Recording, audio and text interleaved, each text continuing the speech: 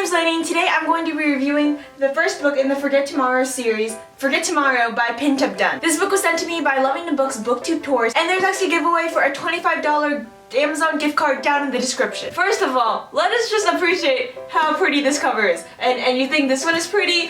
Boom! Look at this one. Oh my gosh. I think I just had like an eye-gasm. But now that that's done, let's talk about what this book is about. Forget Tomorrow takes place in a dystopian world where on people's 17th birthday, they get a memory from their future, and that memory determines their entire life. For example, if someone gets a memory of them at 25 years old being a famous concert pianist, then that means that their piano lessons are going to be paid for by the government, and they are going to be allowed to take these super fancy piano lessons, even if they haven't touched a piano in years. But on the main character of Callie's birthday, she finds a vision of her murdering her sister, and that means that she's sent to limbo, which is a prison for people whose memories are illegal but they haven't happened yet, and these people are confined into these prisons until those memories happen. But then when she's in limbo, her best friend from 5 years ago, who she hasn't talked to in several years, breaks her out, and Callie's on this quest to save her sister from herself and make sure that her memory does not happen. I really enjoyed this book, and if you do pick up this book and it just feels okay to you, please pick up the second book, because the second book, in my opinion, is way better.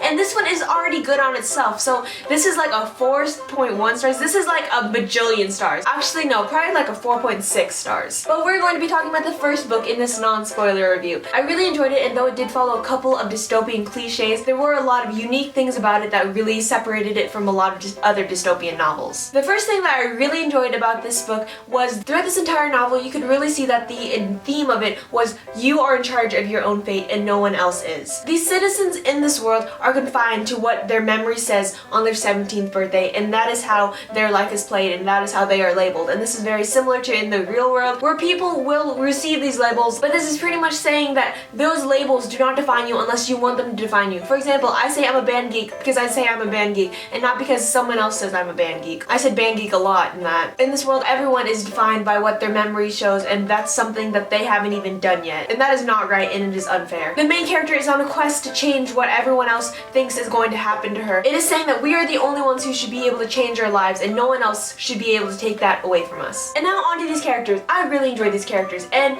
I'm going to be honest, these characters are not very detailed, not very deep. They're kind of slightly two-dimensional, but as you read the series, especially the second book, you understand why you don't really have a big connection with these characters that much, and why these characters are a little bit two-dimensional in this book. And then in the second book, things go super great, and I love it. But what I especially love about these characters are not super radical like a lot of other dystopian novels. They are not the matriarch of the rebellion. They are not the leaders. They did not ask for this fate. They're literally 70% normal teenagers who have their own priorities, and 30% dystopian main characters. It is very refreshing seeing characters that are not super radical and are not all like, let's take down the entire government with our group of 5 people. Yes, let's go. They are not like that, and they have very reasonable goals, and they hope to achieve those goals. And though things do spiral out of control, they pretty much stay in their lane.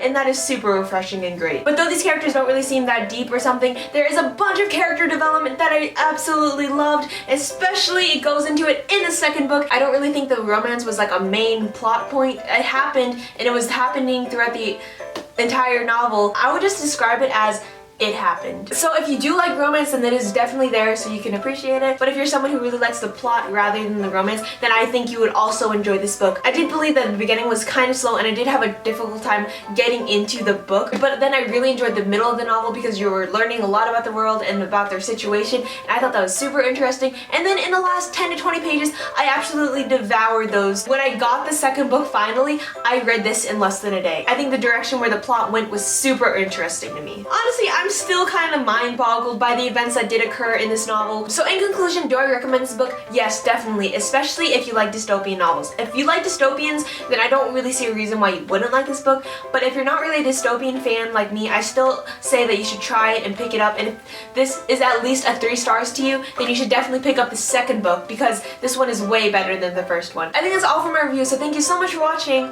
Bye!